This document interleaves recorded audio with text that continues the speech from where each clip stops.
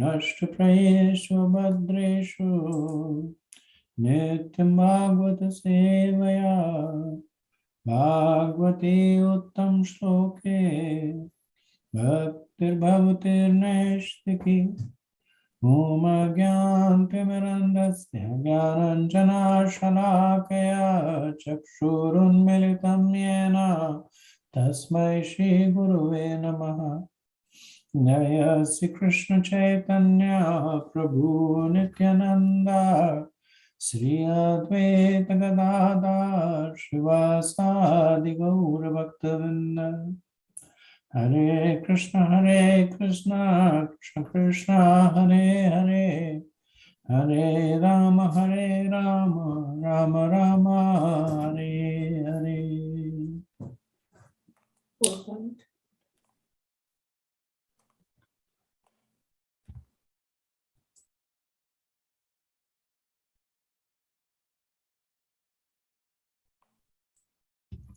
Okay, so we'll resume our discussion on austerities by Maharaj Prithu. And this we are doing from chapter 23, verse 12.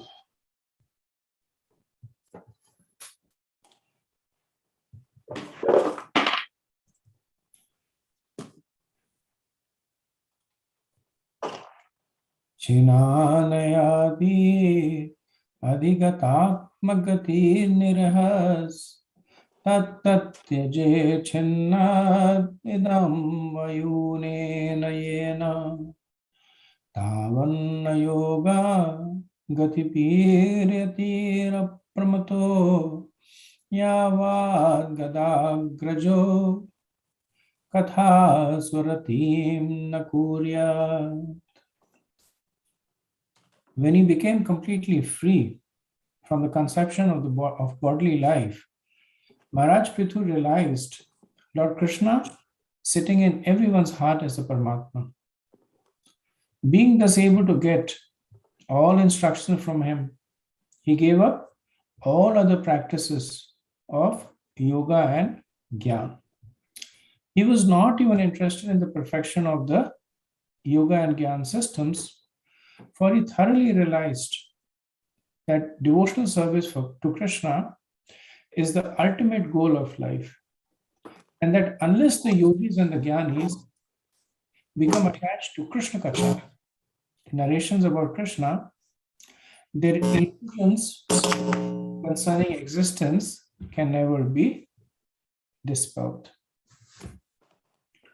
So in the previous discussion, we had seen Maharaj Prithu performing severe austerities. And as a result of that austerity, he was able to use the byproducts of Jnana and Vairagya to cut his connection with the subtle body. And having freed himself from that conception, Maharaj Prithu now began to exclusively execute devotional service. So, according to the previous verse, Prithu Maharaj, due to his constant remembrance of the Lord, he accepted the results of Jnana and Vairagya to destroy his subtle body. Now, the interesting thing stated in this verse is that Prithu Maharaj, having accepted the results of Jnana and Vairagya, now rejected them. So what does this mean? That these are means to an end and not an end in itself. So in the Uddhav Gita, Krishna says to Uddhav that a self-realized person who has cultivated scriptural knowledge up to the point of enlightenment and who is free from impersonal speculation should surrender unto me both that knowledge and the means by which he achieved it. Right? So Atmagyan is the knowledge, and Gyan Yoga is the mean. So Krishna is saying that once you have attained me, point of enlightenment, you need to surrender both the means and even that knowledge. So this doesn't mean that one surrenders the knowledge, so one stops thinking oneself as the spirit, soul, and starts thinking oneself as the body. But the knowledge is subsumed in the knowledge of one's eternal relationship with Krishna. So this is very similar to the instruction that Krishna gives at the end of the Bhagavad Gita when he says Sarvadharma Pratyajo. So when he talks about Sarvadharma, he's talking about Karma Yoga, Jnana Yoga, Astanga Yoga. Right? So he's saying that having followed one or more of them, Parityaja, Mamekam, Sharanam, Vraja, then you should take shelter of me. So a devotee may accept the process of Gyan to destroy the subtle body. But having reached that stage, one should give it up. So all processes are a means to an end and need to be given up. Whether it is karma, Gyan, Astanga, Tapa, all the processes are means to an end and need to be given up. Bhakti is both. It's the means to an end and the end also. Which is why it should never be given up. One major distinction is brought forth by this pastime of Prithu Maharaj. So when we chant, we say that the goal of chanting is more chanting. Right? So the means is chanting and the end is chanting. The goal of bhakti is more bhakti. The goal of Vaishnav Seva is more Vaishnav Seva. It's not that it leads to something else. So Vishwanath Chakravarti says that in the practice of Shuddha Bhakti, there are primary results and secondary results. So primary result, which is the main goal of Shuddha Bhakti, is serving the Lord. Secondary results is Gyan, Vairagya, Siddhi, Brahma. So Gyan is Brahma Vidya, Vairagya is detachment, Siddhi. If a devotee gets attached to the secondary results, then the progress of bhakti is restricted. And then he makes this interesting point that so one should give up the secondary result because he says that there is attachment to the secondary result, bhakti will not progress. So he says one should give up the secondary results, but the ability to give up the secondary results is dependent on the devotee's attraction to the primary results. And the primary result is serving the Lord. So what does this tell us? That if one wants to execute bhakti in a safe mode, then one should quickly develop strong attachment to serving the Lord and his devotees. Because otherwise, one will find it difficult to give up their attachment to the secondary results. In the 11th canto, 15th chapter, it's said that that learned experts in devotional service state that the mystic perfections of yogas that I have mentioned are actually impediments and are a waste of time for one who is practicing the supreme yoga. This is Krishna instructing that for those who are practicing yoga, bhakti, then the yoga siddhis are actually impediments. They're only impediments if one's attraction to bhakti is weak, or one's attraction to the process of bhakti, which essentially is Vishnu Seva, Vaishnav Seva, is weak. So in this, we also find the protection to devotees. That as devotees execute bhakti, inevitably, they will experience the secondary results of bhakti. Vishwanath Chakravarti in Madhurika Damni, he says,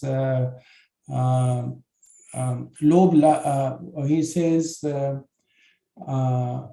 Labh Pratishtha, one becomes famous, one becomes rich, and there is a third one also. Labha, Puja, Pratishtha.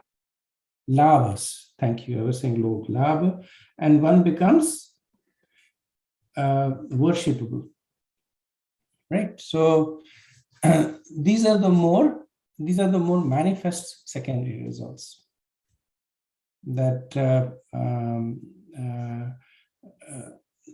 the devotees naturally become worshipable, they become famous, people tend to give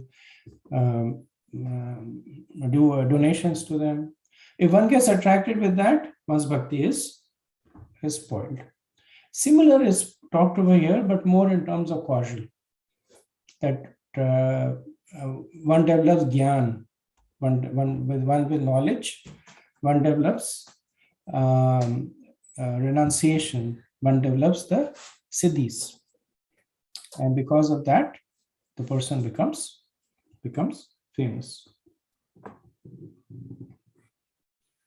Srila Prabhupada writes that the perfection of life depends on one's inclination to hear about Krishna. It is therefore mentioned in this verse, Yavad Gadagraj Kathasu Ratim Na Kuryat. Unless one becomes interested in Krishna and his pastimes and activities, there is no question of liberation by means of yoga practice or speculative knowledge. Now, liberation over here, Krishna, Srila Prabhupada talks about going back to Godhead. We know that simply by practicing Jnana and Vairagya, one can get Brahman, one can get impersonal liberation. That's not what Srila Prabhupada is talking about. Okay, so let's see what else happened with Maharaj. Verse 13. Evam savir pravaraha samyojayatmam atmani brahma bhuta dhrudam kale tatyaj swayam kalevaram. In due course of time, when Prithu Maharaj was to give up his body, he fixed his mind firmly upon the lotus feet of Krishna. And thus, completely situated on the Brahma Bhuta platform, he gave up the material body. So let's see the progress of Prithu Maharaj, that previously he had accepted Brahma Vidya, which is the result of Gyan, to destroy his subtle body. Then he rejected Brahma Vidya. Right? That's what he said in the last verse. Now, in the 6 verses, it is explained that he accepts Astanga Yoga. So this ability to give up the body based on your own desire, Ichha Mrityu, is considered to be one of the perfection of Astanga Yoga. In Bhagavad Gita, chapter 8, Krishna speaks about it,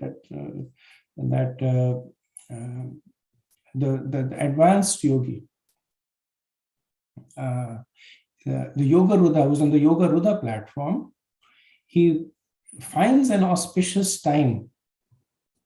And then there are various things that when the sun is in the northern hemisphere and the planets are in conjunction, etc. He accepts and finds an auspicious time, and then he raises his pran, which is exactly what Prithu Maharaj will do, and then leave the body. So Prithu Maharaj, having used Brahma Vidya to destroy his subtle body, is now going to use Astang Yoga to destroy his gross body. So Vishwanath Chakravarti said that Prithu Maharaj thought with great eagerness, giving up my body at this time, becoming a pure spiritual form, immediately let me go to Vaikuntha and serve the feet of the Lord. So the point being made is that he is using Astang Yoga in order to further his path in devotional service. So the phrase being used over here is Atmanam Atmani. So this refers to Prithu Maharaj. So Atmanam refers to mind, and Atmani is Lord. So it refers to Prithu Maharaj fixing his mind on the Lord. And it says that completely situated on the Brahmabhuta platform. So Brahmabhuta generally talks about the Brahman. Here it refers to the pure spiritual form. So essentially, Prithu Maharaj, he fixed his mind on the Lord, Atmanam Atmani, gave up his body and acquired a spiritual form, Brahma Bhuta. Srila Prabhupada says that according to a Bengali proverb, whatever progress one makes in life will be tested at the time of death. So I actually asked some devotees, Bengali devotees, to let me know what this, because Srila Prabhupada uses this at least in two purports. In the purport of chapter 8, in the Yam Yam Vapi Smaran Bhavam Tajatyant Kalebram, and this he talks about same proverb, that according to a Bengali proverb, whatever spiritual progress one makes in life will be tested at the time of death. So the Bengali proverb is Bhajan kar sadhan kar murte janle hoy.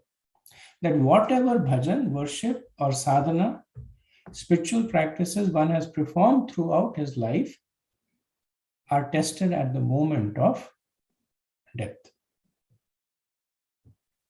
Now, we see a contrast in the behavior of two exalted personalities in same situations. So, Maharaj Rishabdev, who will appear in the 5th canto, he goes out of his way to reject all mystic siddhis. And he says, because of an overabundance of caution, that I do not want to get distracted by the siddhis while I'm performing my bhajan. So he rejected all mystic siddhis. And Rishabdev is an incarnation of the Lord, just like Maharaj Prithu. So he was replete with these siddhis. On the other hand, Maharaj Prithu goes out of way to adopt these siddhis. So we see that one incarnation of the Lord is rejecting, while another is accepting. So what does this mean? One, that leaders can act differently. Does not mean that the principle is wrong. What means is that they are trying to teach us different things. If we put both the pastimes together, then we can understand that one should accept these siddhis if they can be used in the service of the Lord, otherwise they should be rejected. So then we find out that they're actually not in contradiction with one another. In his purport, Prabhupada explains the thought process of Prithu Maharaj. He says that every devotee desires to give up the body while it is sound, physically and mentally. So why does Prabhupada say that? Because when the body is sound physically and mentally, it is possible to do bhajan kirtan. When the body becomes too infested with diseases, the mind becomes bewildered, and it is difficult to do bhajan kirtan unless one has many years of training and the mercy of the Lord. So Prabhupada quotes King Kulashekara in the Mukundmala Stotra that he wants to give up his body while in the healthy state. So he says, praying to Krishna, that let me die immediately while I am in good health and when my mind is strong. So this is what the yogis also try to do. That while their body and minds are strong, they're able to focus the mind on the destination, Yam Yam Vapi Smaran, and give up their body at the appropriate time. Next verse, 14.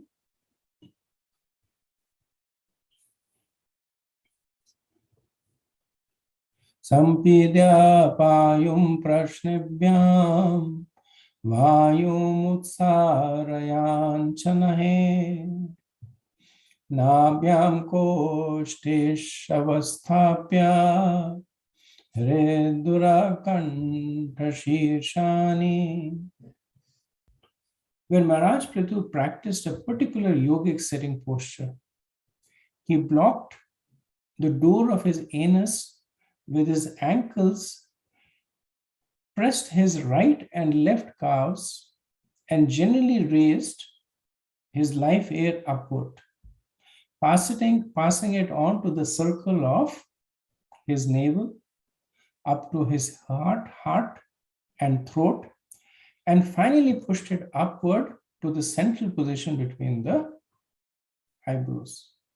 So this is essentially a description of a form of asana that is known as mukta asana.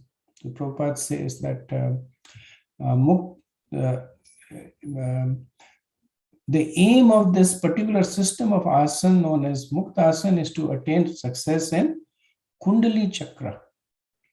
So when it is described that the life air is going from one position to another, they're essentially ascending between the different kundalis in the body. So the root chakra is situated in the region of where the spine ends.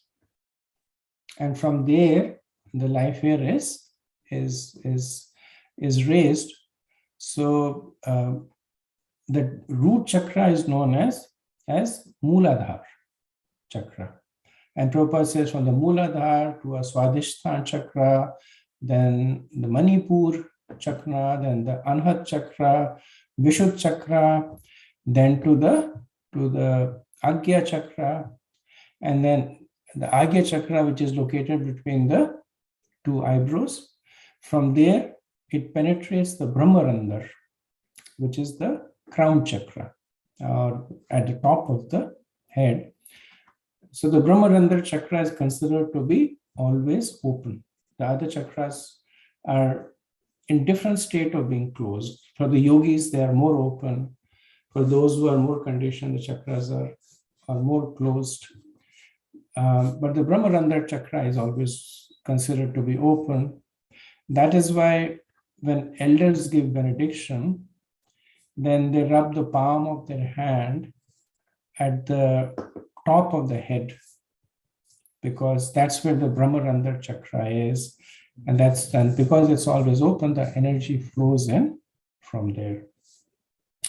So anyway, going back to the purport, Prabhupada says the conclusion is that one has to come to the state of Brahmabhuta to go back to Godhead. So we see Prithu Maharaj's path of elevation, right? So what all did he do? So first he gave up the various upadhis, right? He left his kingdom, he relinquished his position as a king, a father, a teacher, and even as a husband, even though he went with his wife, but she accompanied him to practice spirituality along with him, essentially by serving him, but not really, they were not really husband and wife. So he gave up all his upadhis. Now, what is the negation of upadhis known as? Right? So the negation of upadhis is shunyavad. So negation means zero.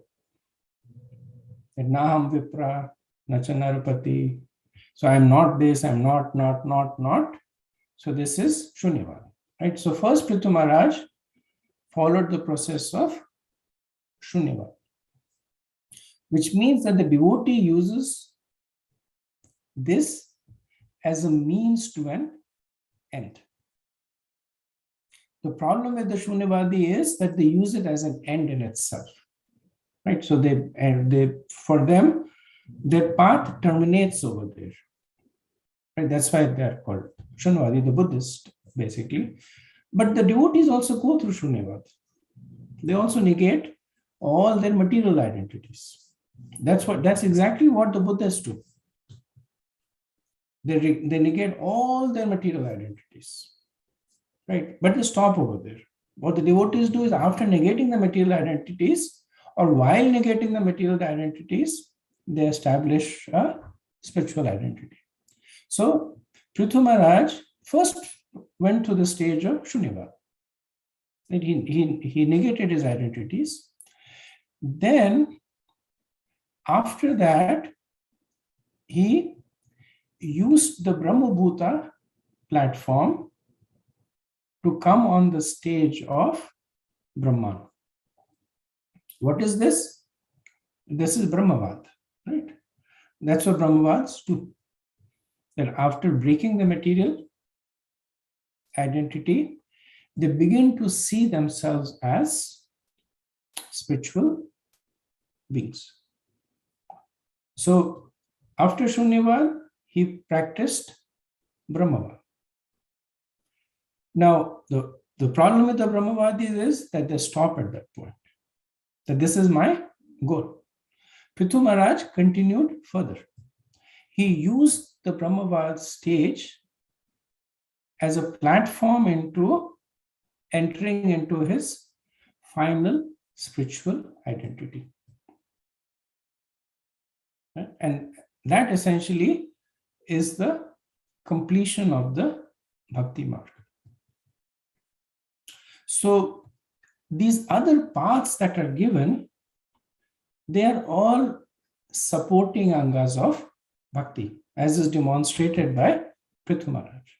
The problem comes when, instead of following them as supporting paths, one begins to follow them as ultimate goal in itself. So Prabhupada says that those who are in Krishna consciousness or who are practicing Bhakti Yoga, Shravana Kirtanam, Vishnu Sparanam, Pada Sevanam, can return to Godhead without even practicing the Mukt Asan process. Right? So if you were to further continue Prithu Maharaj's journey, that after the Brahmabhuta stage, he reached the Paramatma realization stage. Like Brahmabhuta is impersonal Brahman. Then by the practicing of the yoga system, he reached the Paramatma stage. And then he moved further on. So he reached that stage to destroy his gross body, to be able to leave his body at will.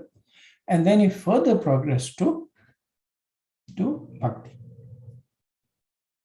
So, Prabhupada says that all this is available by the practice of Bhakti. One will go through all the stages without having to separately follow. Right? And we have some level of experience with it, right? As we begin to practice Bhakti, our sense of our material identity diminishes. That we don't put too much stock on the fact that we are a man or a woman, or we are great or not great, etc., right? That's Shunyavad. And then we begin to develop a spiritual conception, right? That's Brahmavad. Now, we may not develop yogic siddhis, or at least not at this stage. The devotees would say that Srila Prabhupada had siddhis. He tried not to use it, but sometimes he would speak about things that are going to happen in the future, and they would happen. Once he was getting ready to leave for the airport, and the airport was close to the temple. This was either in LA or Frisco. It was close to the temple, but 2 hours before that, he started saying, let's go. And his disciples were, Prabhupada, we're just 15 minutes from the temple. No, let's go. I said, okay. And then it turned out that there was a huge accident, and all the traffic was backed up. And if they hadn't left when they left, they would have definitely missed the flight. At another time, this is written in Yamuna Mataji's biography, that when he was in the Bhakti Vedanta manor, well, not in the Bhakti Vedanta manor, he was at the estate of John Lennon. Before leaving, he went into the forest and he was touching various trees. And his disciple asked, Prabhupada, why are you touching these trees? And Prabhupada said, no, just saying goodbye to friends. And then that night there was a storm, and the trees that Prabhupada had touched, they were all uprooted. So siddhis also in a more advanced stage, they appear, but they are not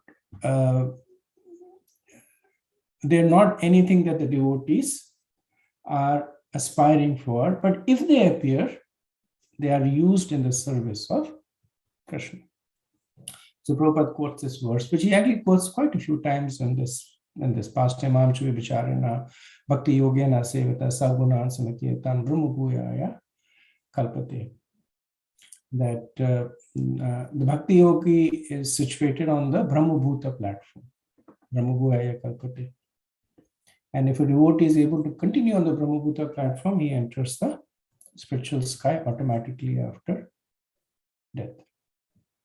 So essentially what we see, Prithu Maharaj demonstrating what is called as the perfection of Yukta Vairagya. Even though Chaitanya Mahaprabhu popularized this concept later on, but it's all from Mahaprabhu obviously spoke from the scriptures. Right? So we see Prithu Maharaj, he first used Karma Yoga to be the perfect king and practiced Devi Parnashram. And doing that, he attracted the mercy of the Lord.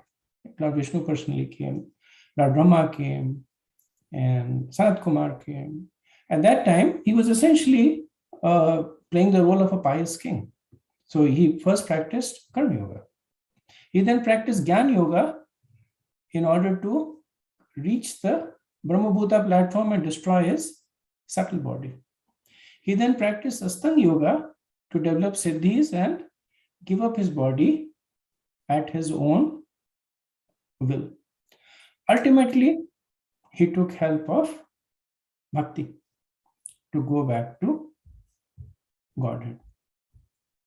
So this gives us a glimpse into the potency of Yukta Vairagya. Now, Yukta Vairagya is a term that we as followers of ISKCON are introduced very, very early on, that this is Yukta Vairagya Prabhu. And it essentially has two terms, yukta and vairagya. So if one is practicing yukta vairagya, then it means that one should have vairagya, which means that one should have renunciation. Yukta means being strongly connected to the Lord. So both of these things should be there. Many times devotees tend to use Yukta Vairagya a little loosely, right? Somebody goes and buys a big car and says, "Oh, Prabhu, this is Yukta Vairagya. I'm going to use it to drive to the temple." So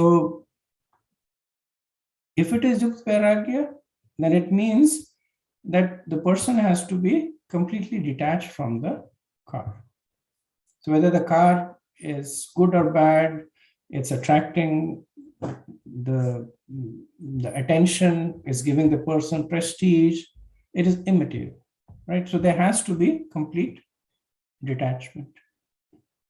And yukta means that that particular thing has to be used in the service of Krishna, or the devotee who is practicing it should be strongly connected to Krishna.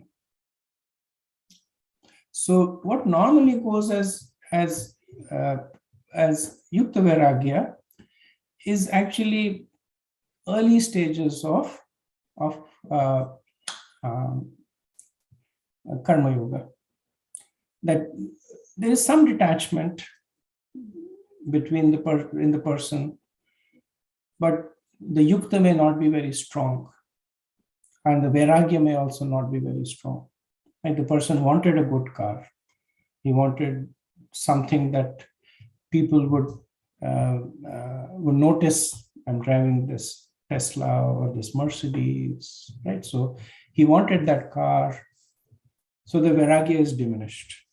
And maybe he uses the car to drive to the temple once a week. But then other than that, the car is for his own personal enjoyment. So the yukta is also weak there.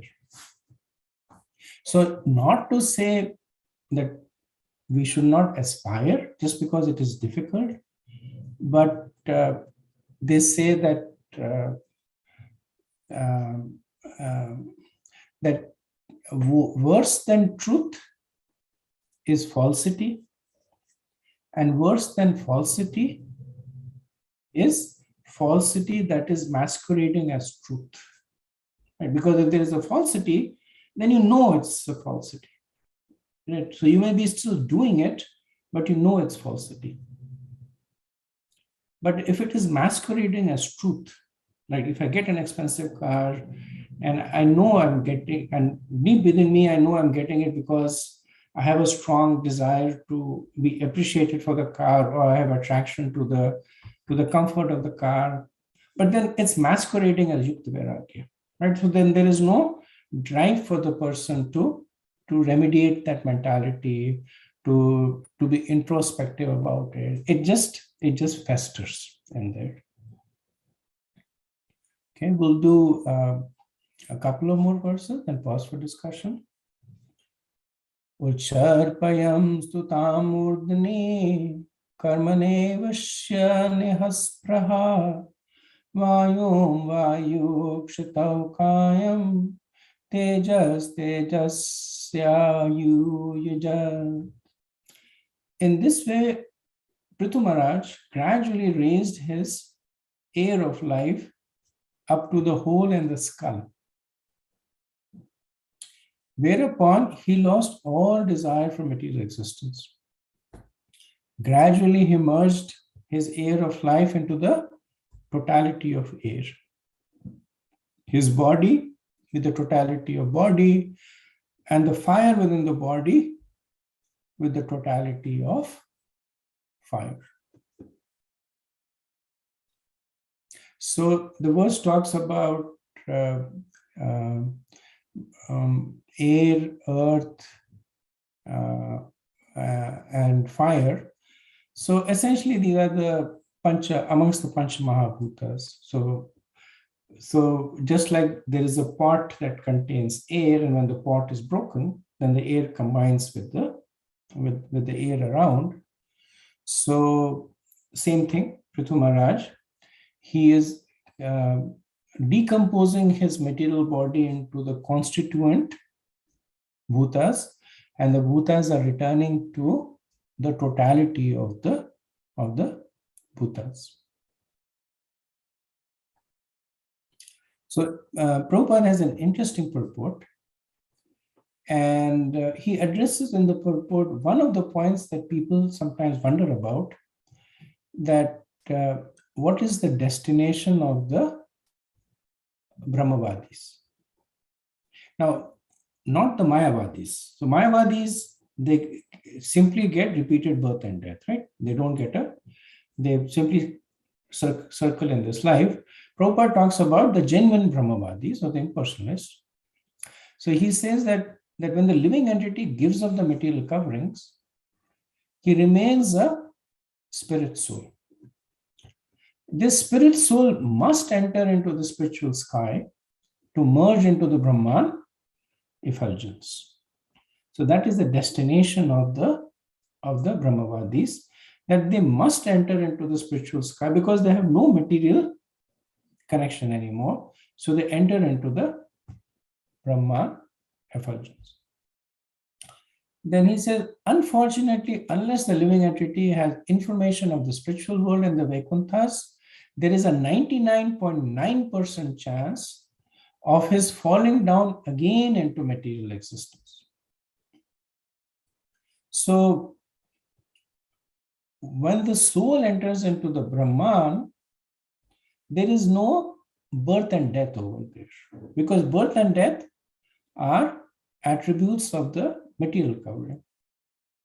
So when Prabhupada is saying that a 99.9 is his way of saying that there is a very high percentage, high probability, it is because, not because the soul in the Brahma dies and falls, or because there is punyakshinam, as is seen in the heavenly kingdoms. It is because the soul desires to come down. That's an important distinction to understand, that the fall from the Brahman is because of the desire of the jiva.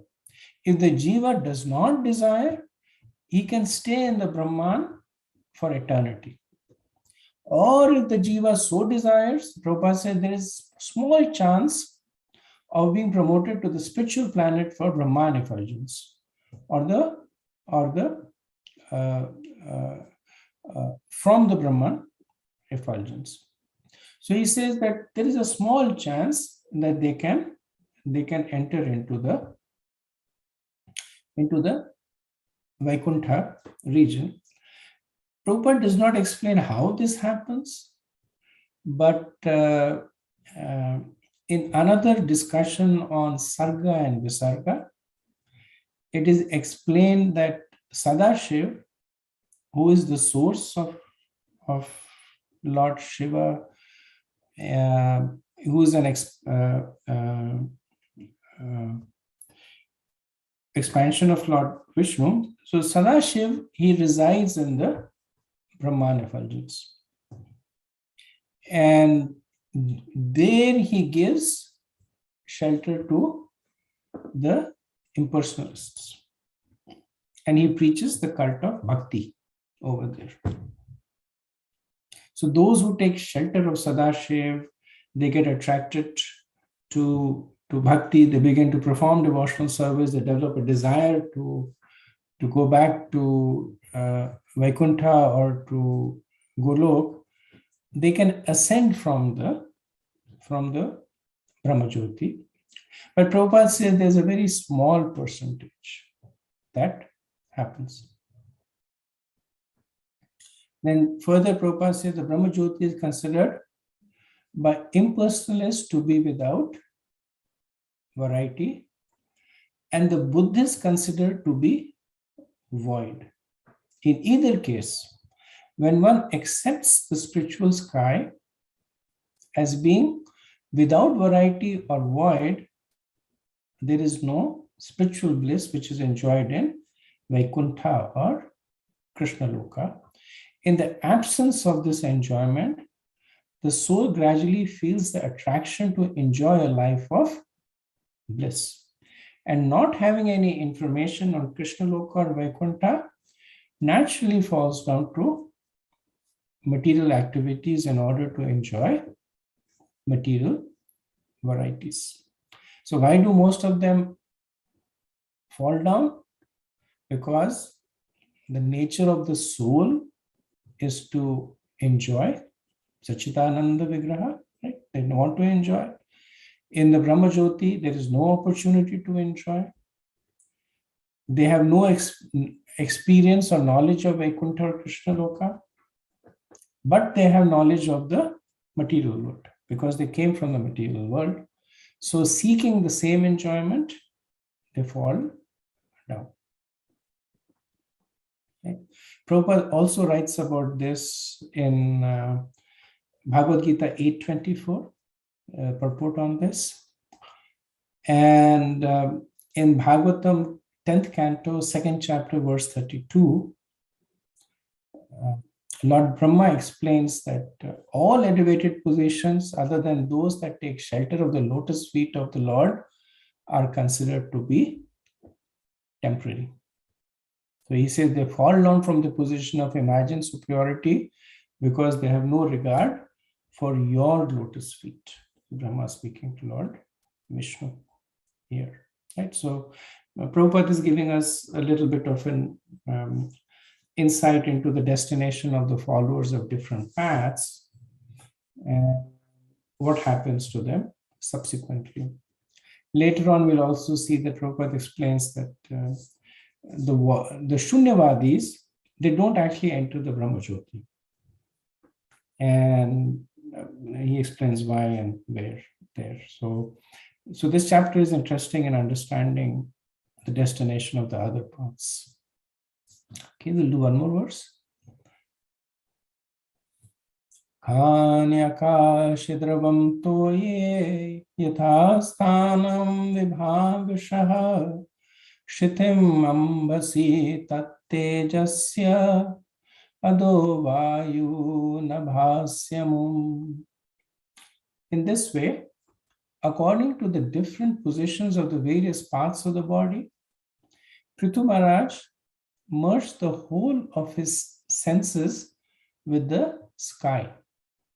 His bodily liquids such as blood and various secretions into the totality of water, and he merged earth with water, water with fire, fire with air, air with sky, and so on.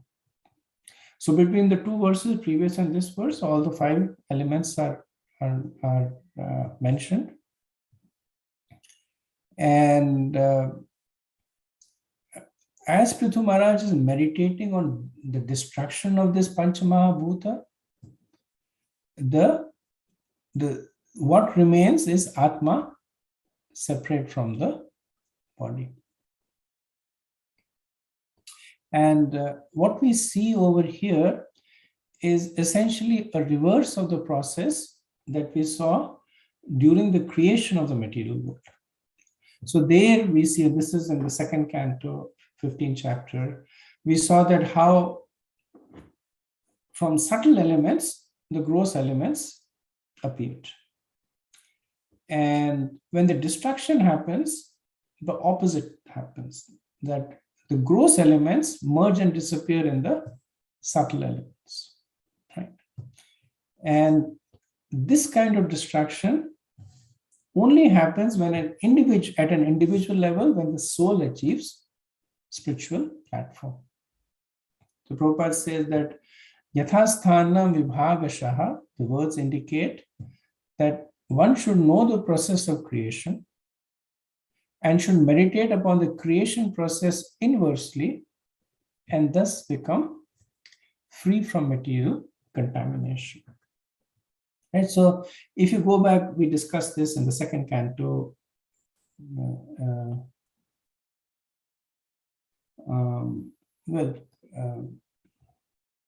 5th chapter, I think. The 2nd canto has only 10 chapters.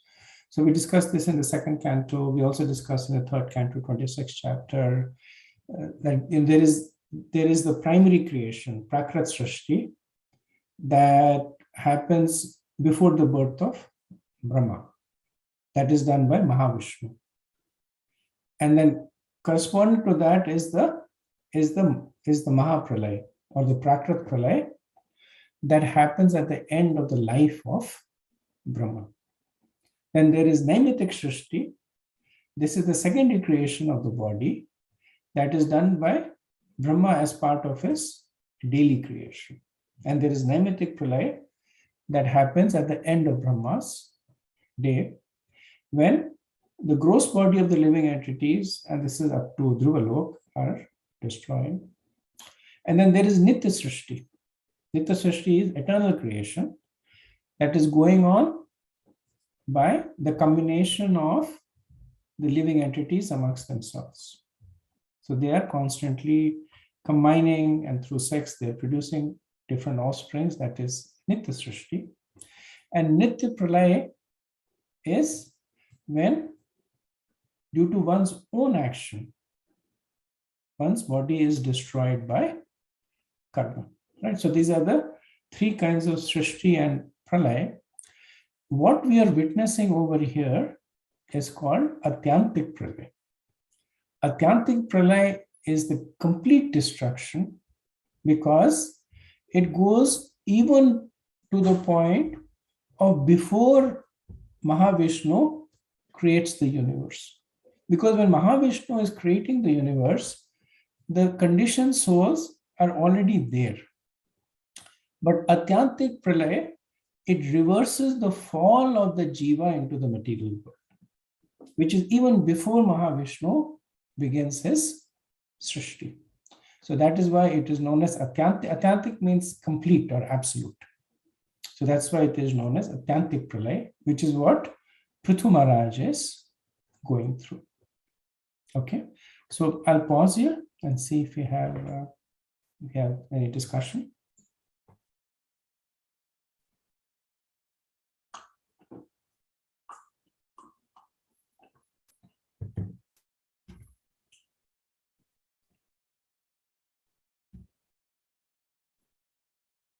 Hare Krishna Prabhu. In verse 13, you spoke about Mukundamala Sutra, about let me die immediately when I'm strong. What are we trying to learn from this, and can we expand on this?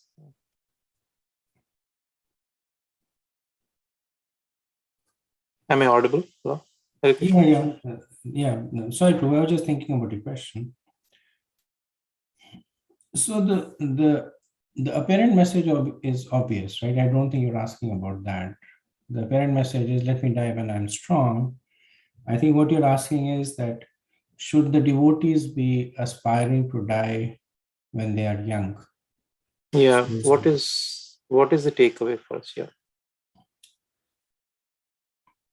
So takeaway is that one should aspire to die with their mind and senses strongly fixed on Krishna. Right?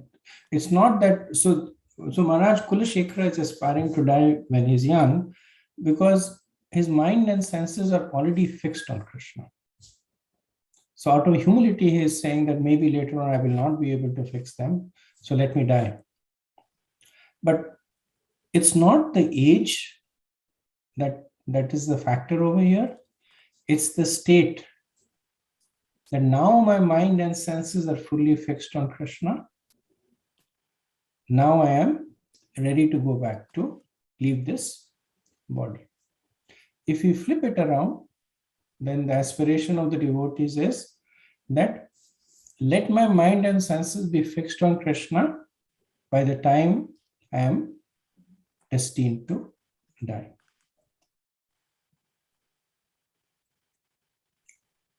How to gauge that?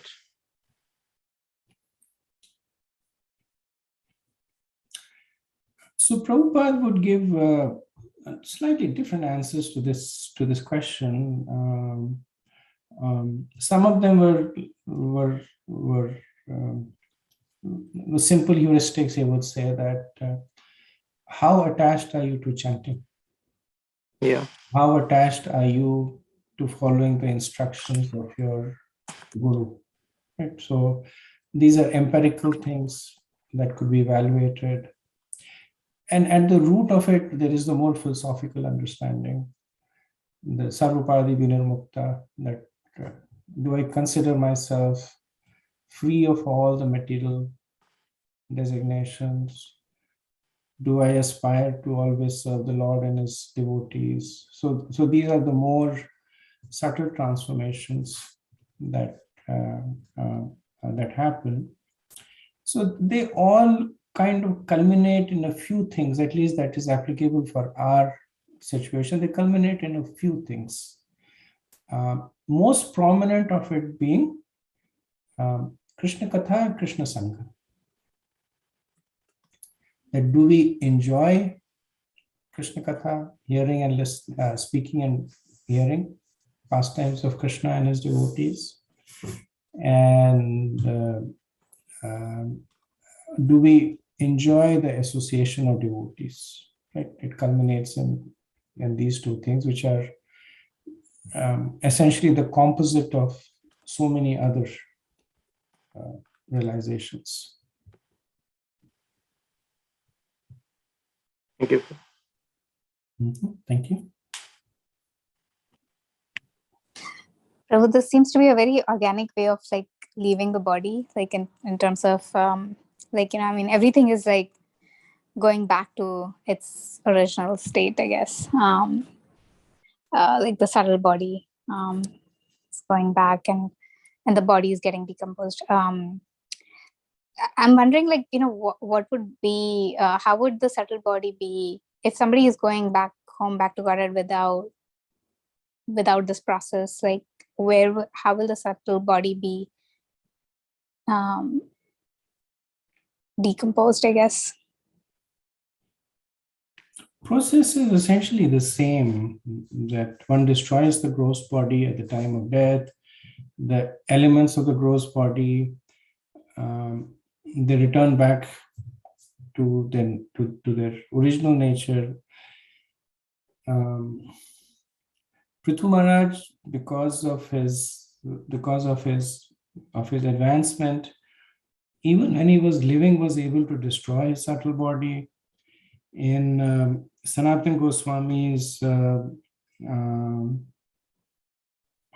what's that book written by Sanatana Goswami, which talks about the journey of the young Brahman boy, Brihad Bhagavatamrita. Brihad Bhagavatamrita, right? In Brihad Bhagavatamrita, he mentions that when the jiva crosses over the viraja, which is the boundary between the material world and the impersonal Brahman, then in the Viraja river, his subtle body is destroyed. So it seems to give a more mechanical understanding of it. Prithu Maharaj seems to have a little different situation, that he destroyed his subtle body himself. And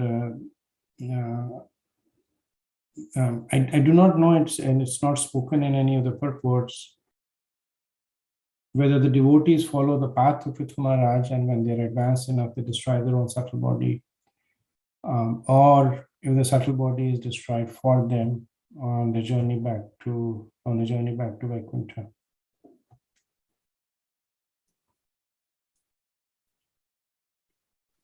Thank you, bro.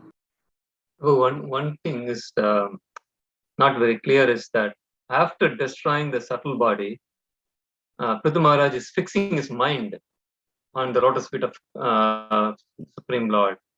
So what does that mean? Like, that means he still needs the subtle body to fix one's consciousness upon the Supreme Lord, right? So when is the stage that we really lose, or after we lose, how are we going to absorb in that process, in that in getting back to Goloka.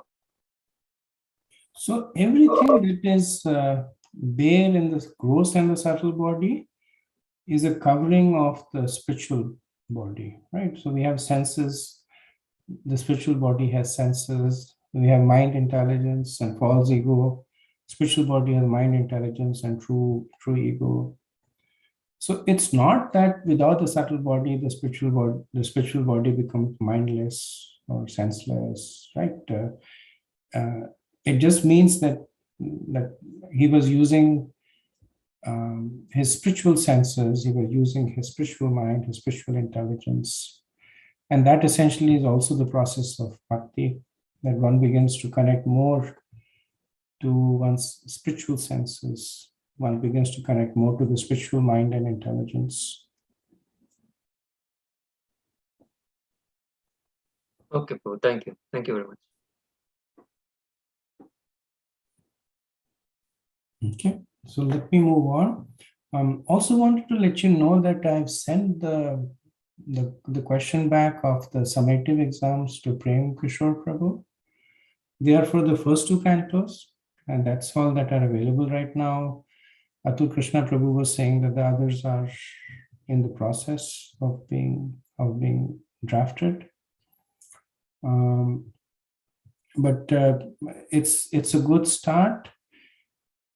My recommendation would be that, and maybe somebody can take leadership in this, my recommendation would be that if the summative exams are, the questions are divided amongst the devotees here, and each one of them basically writes the answer and shares it with the other.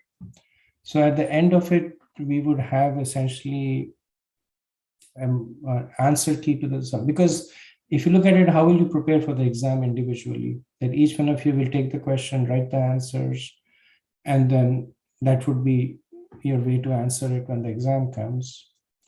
So instead of doing all the questions individually, you can take help from one another, divide the questions. Somebody takes 20 questions, and then share it with one another. And then, we can also make sure that the answers are okay, or if you want, I can review them.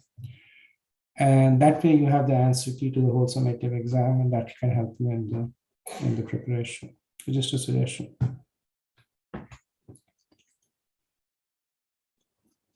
Okay, moving on to verse 17.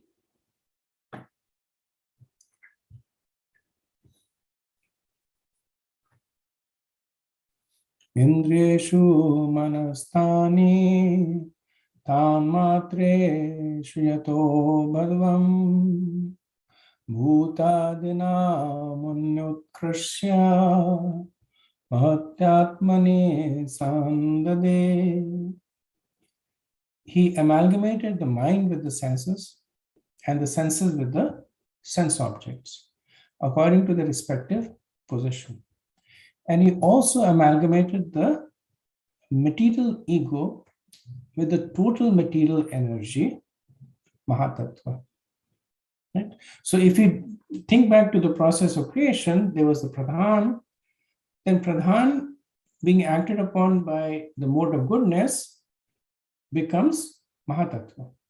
By the mode of passion, it becomes Sutra Tattva, and by the mode of ignorance, it becomes Ahankar. Right? And then we saw that Ahankar, when it is acted upon by the mode of goodness, then appears the mind and the controlling deities, the 10 controlling deities of the Gyanendriyas and the Karmendriyas. Then Ahankar acted upon by Rajas becomes intelligence and the 10 senses. And when it is acted upon by Tamogun, it becomes the 10 elements, the 5 Tanmatras and the 5 Mahabhutas, right? So essentially, Ahankar in the mode of goodness becomes Jnana Shakti, in the mode of passion becomes Kriya Shakti, and in the mode of ignorance becomes Dravya Shakti. So this is the creation. This process, this verse is talking about the destruction. So when we were talking about the destruction of the gross elements, so from earth to water, water to fire, fire to air, air to ether. So this is going from the more gross to the more subtle material elements. So these are all the products of ahankar and tamas, or their Dravya Shakti. Now this verse is talking about the destruction of the products of ahankar in satogun and rajogun. So basically the products of Jnana Shakti and Kriya Shakti. So the process of destruction is described as merging the Jnana Shakti, which is the mind and the controlling deities of the 10 senses, into Kriya Shakti. So Kriya Shakti is the intelligence of the 10 senses, and then into Dravya Shakti, which is the Tanumatras and the Panchabhutas. The Panchabhutas have been previously destroyed, so now it's talking about the Tanumatras. So the mind is dependent on the senses, and the senses on the sense objects. Right? So that's how they are merged. Prabhupada says the creation is so arranged that cause and effect follow one another. The merging process involves amalgamation of the effect into the original cause. That the ultimate cause in the material world is Mahatattva, and therefore everything is gradually wound up and amalgamated into the Mahatattva. And this is where Prabhupada also reveals that this may be compared to Shunyavad or voidism. But this is the process for cleansing the real spiritual mind or consciousness. So here Srila Prabhupada is also giving us a destination of the Shunyavadis. That the Brahmavadis, they enter into the spiritual Brahman.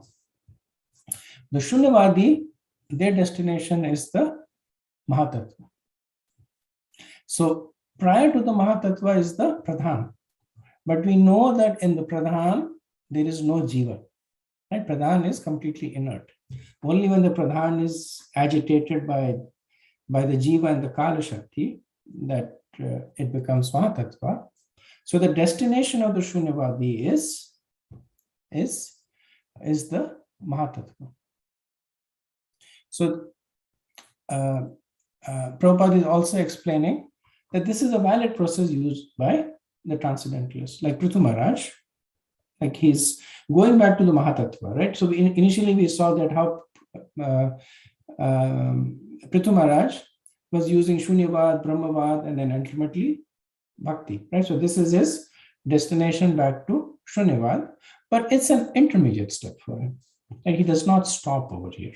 He will continue the decomposition until he goes back to Godhead. But the voidist, that for them, this is this destination. Now, there's some lack of clarity, at least from my end, because the Mahatattva itself is considered to be temporary, right? Because if you look at the process of creation, then right after the Mahatattvas are the Brahman, the universe is created, and then the jivas in the Mahatattva are injected into the universes along with their karma and desire.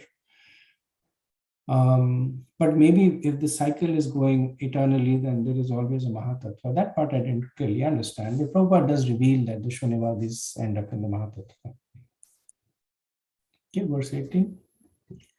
Tam sarvaguna vinashayam jive mayamayenyadat tam chanushyam atmastham asavanushay puman jnana vairagya virena swarupastho jahat prabhu. Prithu Maharaj then offered the total designation of the living entity unto the supreme controller of illusory energy, being released from all designation by which the living entity becomes entrapped. He became free by knowledge and renunciation, and by the spiritual force of his devotional service. In this way, being situated in the original constitutional position of Krishna consciousness, he gave up his body as Prabhu or controller of the senses. So this is kind of a summation of the path that was used. So he offers the total designation of the living entity unto the supreme controller of the illusory energy, right? So essentially what he is doing is that he's offering the Mahatattva, which is the shelter of the gunas, into Prakriti, right? So Prakriti is referred as Jiva Mayamaya, or the covering of the Jiva. So he's going back and back, right? So Pradhan comes Mahatattva. Now what Prithu Maharaj is doing is that from the material world, he goes to Mahatattva. From Mahatattva, now he's going back to Pradhan. So Prithu Maharaj gave up this covering by the power of Vidya Shakti in the form of Gyan and Vairagya. So Prabhupada writes in the purport that when Prithu Maharaj became spiritually powerful by the enchantment of his spiritual knowledge, Gyan, and the renunciation of material desires, he became a Prabhu or master of his senses, sometimes called Goswami or Swami. This means that he will no longer controlled by the influence of material energy. When one is strong enough to give up the influence of material energy, he is called Prabhu. And Prabhupada uses this opportunity to speak a little bit more about the connotations of the word Prabhu. So in Bhagavatam 2.10.6, it's mentioned that Hitvan yatha rupa swarupena vyavasthiti. When the living entity abandons his activities of Maya and attains the position from which he can execute devotional service, he is in a state of Swarupstha, or complete liberation. And Prabhupada correlates, he says that the real identity of the soul lies in understanding or attaining the knowledge that he is a servant of Krishna. So that is Swarup Sthata. So he says this is called Swarupo Palabdhi. By culturing devotional service, the devotee gradually comes to understand his actual relationship with the personality of Godhead. The understanding of one's spiritual position is called Swarupa Palabdhi. And when one attains that stage, he can understand how he is related with the personality of Godhead. So this is essentially one's Swarup is getting revealed, right? So one understands the rasa in which one is related. So Prabhupada said this stage is called Swarupastha. Prithu Maharaj realized his Swarup completely, and it will be clear in the later verses that he personally left the world or this body by riding on a chariot sent from Vaikuntha. So Prabhupada considers that by the process of giving up these designations,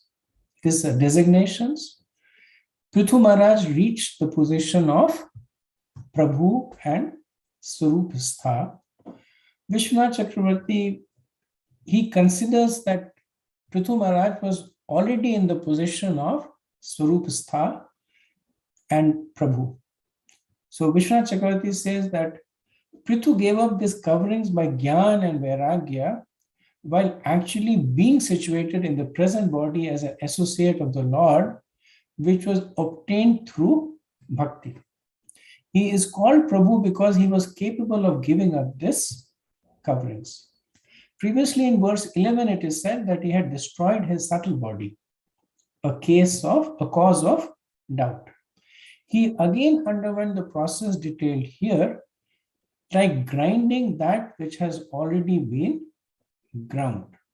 Pishtapeshan Nyaya, when he cast off the gross body. Then boarding the airplane sent by the Lord, he went to Vaikuntha. This should be understood later in the chapter.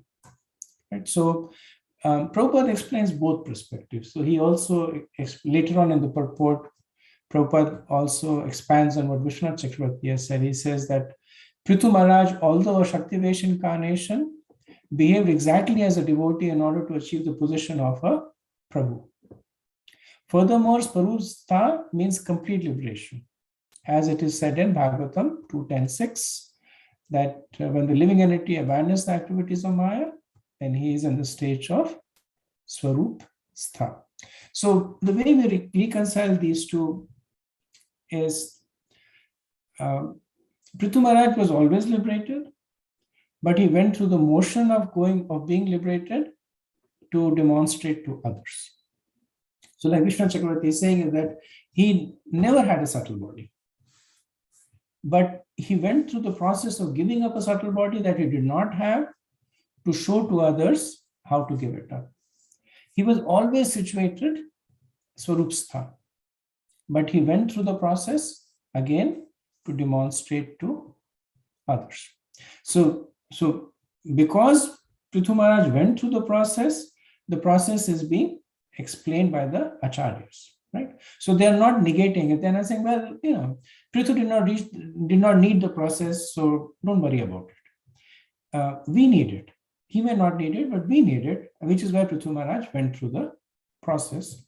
But at the same time, they're also giving this understanding of the exalted position of Prithu Maharaj. Prabhupada also, because the word Prabhu is used, he talks about the significance of the title Prabhupada. He says that in this verse, the word Prabhu is significant. As stated before, when one is completely self-realized and acts according to that position, he can be called Prabhu. The spiritual master is addressed as Prabhupada because he is a completely self-realized soul. The word Pad means position, and Prabhupada indicates that he is given the position of Prabhu or the Supreme Personality of Godhead, for he acts on behalf of the Supreme Personality of Godhead. Unless one is a Prabhu or controller of the senses, he cannot act as a spiritual master who is authorized by the Supreme Prabhu or Lord Krishna. So Prabhupada is saying the meaning of the title Prabhu, so Pad also means feet, but Pad also means position. So Prabhupada means that a person who's fixed in the position of being a Prabhu. And Prabhu is one who is completely self-realized. So essentially a person can only aspire to become a spiritual master if he is completely fixed in his position of being a servant of Krishna. At other times, I've heard of some other meanings of Prabhupada. So one meaning of Pad is feet. So based on that, one meaning of Prabhupada is one at whose feet Prabhus sit. So understanding Prabhu to be referring to elevated personalities, Prabhupada is a personality who is so elevated that at his feet other elevated personalities sit. Prabhupada also means one who is sitting at the feet of Prabhu. So whether the Prabhu is the spiritual master or Krishna, it also means Prabhupada is one who's fixed at the feet of his spiritual master or Krishna. So in this 4 verses, 15, 16, 17, 18, the process of destruction has been given. And just to summarize it, first the gross elements were destroyed, and from gross to subtle, earth to water, water to fire, fire to air, and air to ether, right? Then the subtle elements were destroyed, mind to senses, senses to sense objects to false ego to Mahatattva, and Mahatattva to Prakriti, right? Then Prakriti was given up by Gyan and Vairagya, and also by the force of Bhakti. And in this way, entirely now on the strength of bhakti, Prithu Maharaj became situated in his eternal spiritual form, Swarupstha, and gives up his body. So this is a broad summary. I'll send this to you, so you don't have to note it. But this is a broad summary of the process of the return of Prithu Maharaj to the spiritual world. Okay, carrying on. So now that Prithu Maharaj has returned to the spiritual world, Maitreya Rishi will now talk about his wife Archi. Archi naam Maharajni tatpatnya anugatavanam sukmaryata darhacha yadpadbhayam sparshanam bhuvaha. The queen, the wife of Prithu Maharaj, whose name was Archi, followed her husband into the forest.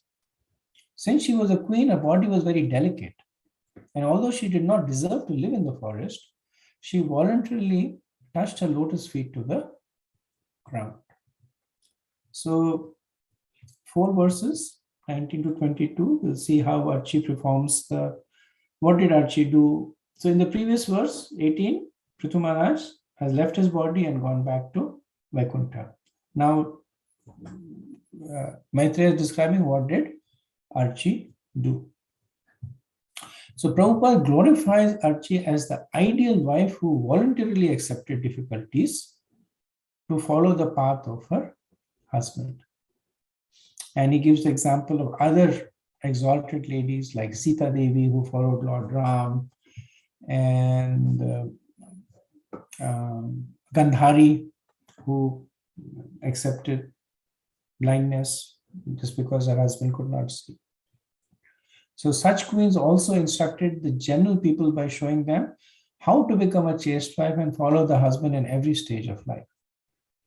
When the husband is a king, she sits beside him as a queen. When he goes to the forest, she also follows, despite having to tolerate all kinds of difficulties in living in the forest. So it says that she voluntarily touched her lotus feet to the ground, which means that before that, her feet had never touched the ground. So because she was living in the comfort of a palace, she was carried by palanquin. She was, wherever she walked, there were flowers that were best stored, there was carpets. So her feet never actually touched the ground. But now, because of her devotion to her husband, she undertook the hardship. Verse 20. Ativa bhartur vrata dharma nisthaya shushurasya charsha dehayatraya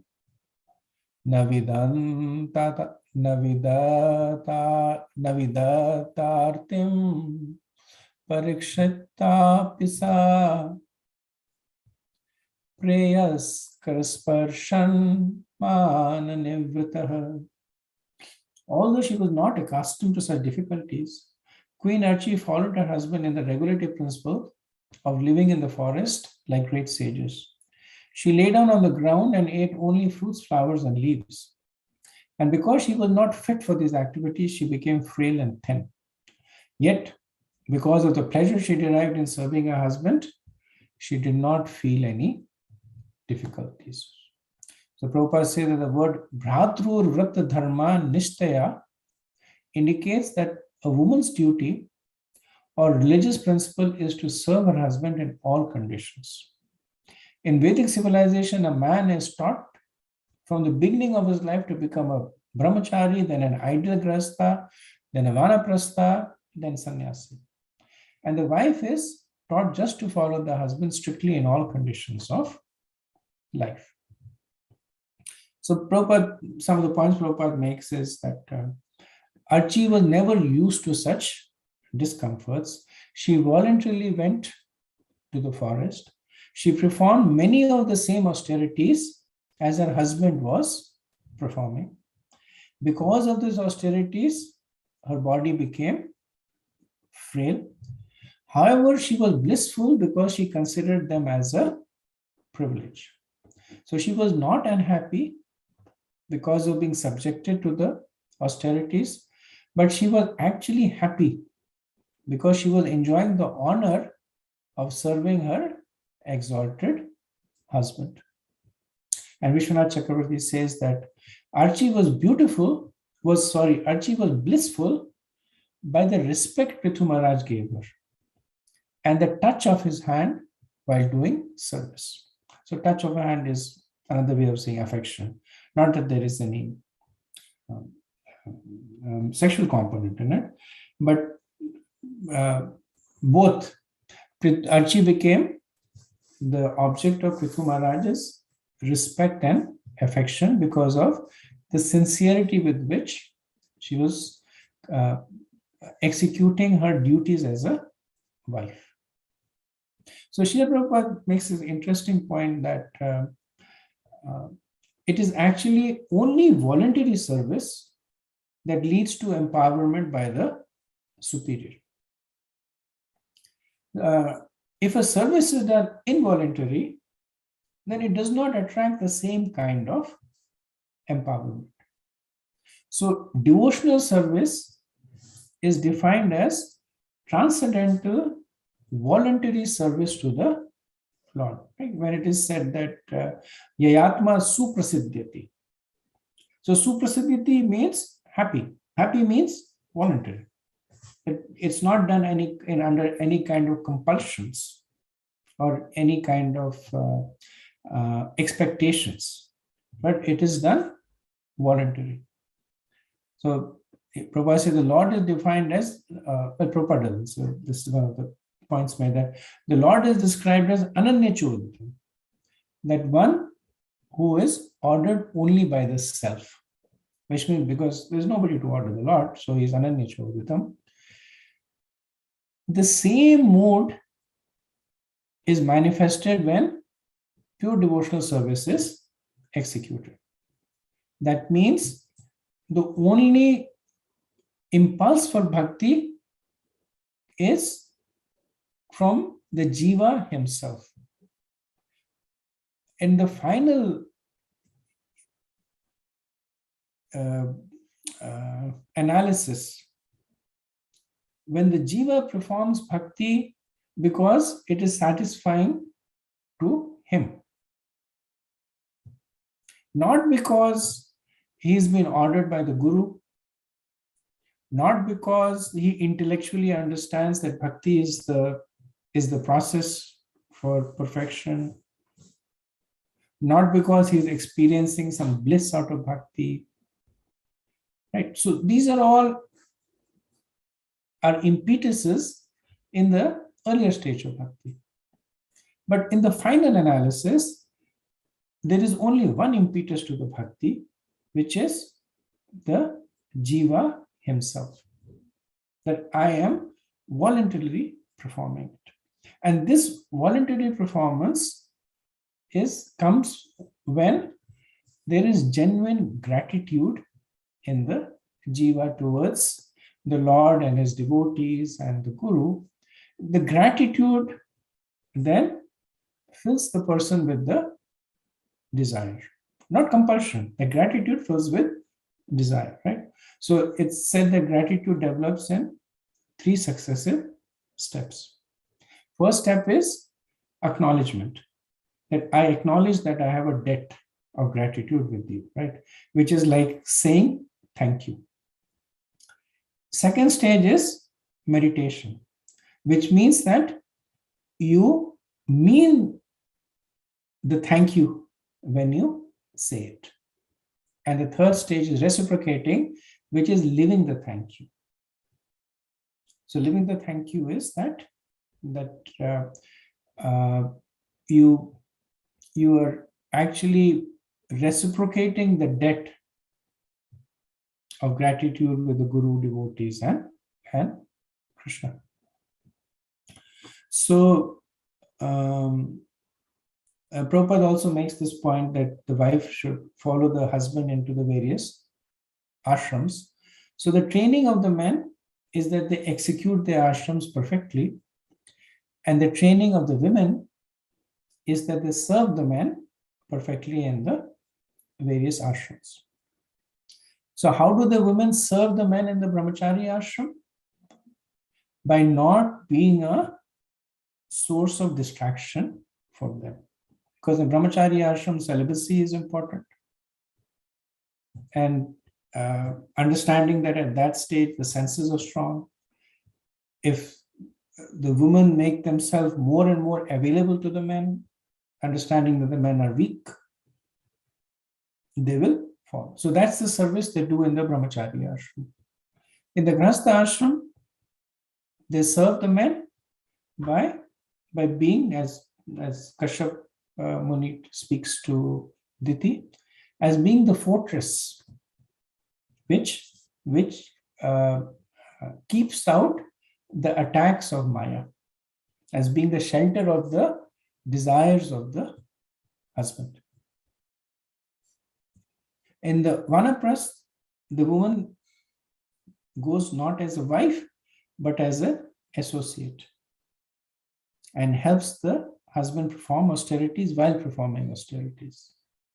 And in sannyas, the wife leaves the husband, returns home, and sets an example for the children and the daughter-in-law and the others.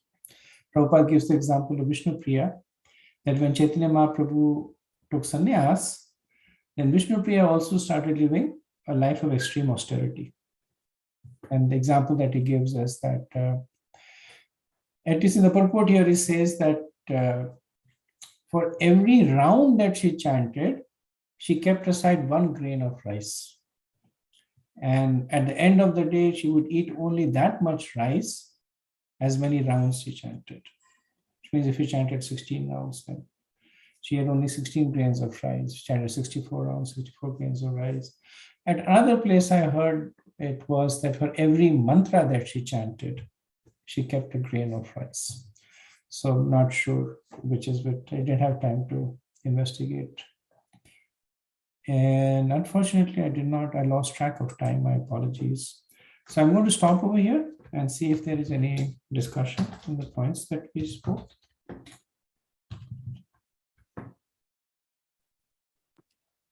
I think it's a great suggestion, Prabhu, in terms of each of us divide and conquer kind of thing, dividing the questions and writing the answers for the first 2 cantos for the guide. So I can take that initiative to basically spread out the questions and create a Google Doc so that we can all, put in our answers if that's okay with everybody.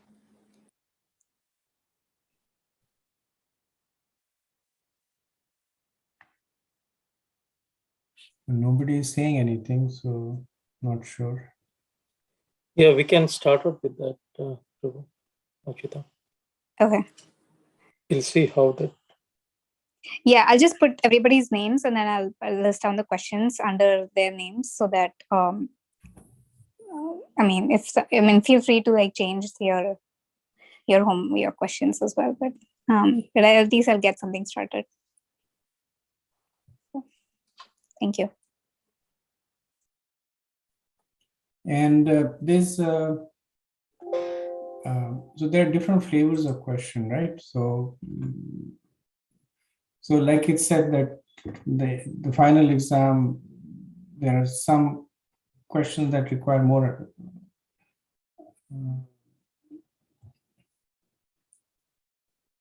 So it says the summative exam will consist of 20 questions drawn from the question bank below.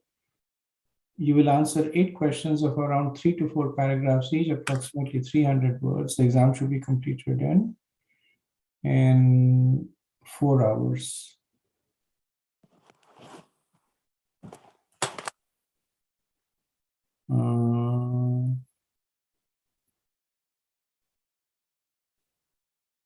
Yeah. So it'll be good if the draft answers are complying with what the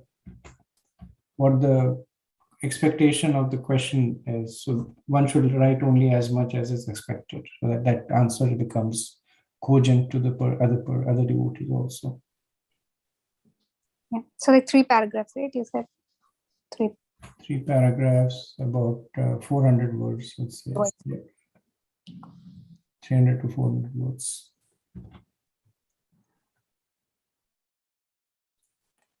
Okay, so if there are no more questions, we'll end here and we'll see you again on Monday, at which point we should be able to end this chapter, which is also the ending of Prithu Maharaj's pastime. Prem Kishore Prabhu, you have to tell me if I need to take a break so that the devotees can do presentation, because after this comes the next pastime. If we can just complete that pastime again, we can complete the canto and then take a break further. So you're saying that you want to take a break and the devotees do the presentation on Prithu Maharaj's pastime? No, I mean, I was suggesting that we complete the canto and then we take a break, because it's just one more pastime and then we complete this 4th canto, right? Before That is correct. There are Yeah, we can do that. yeah. So because 5th will be again another 5th canto will be again another different topic. So I was just thinking if we can just complete the 4th, because it's kind of in continuation. yes.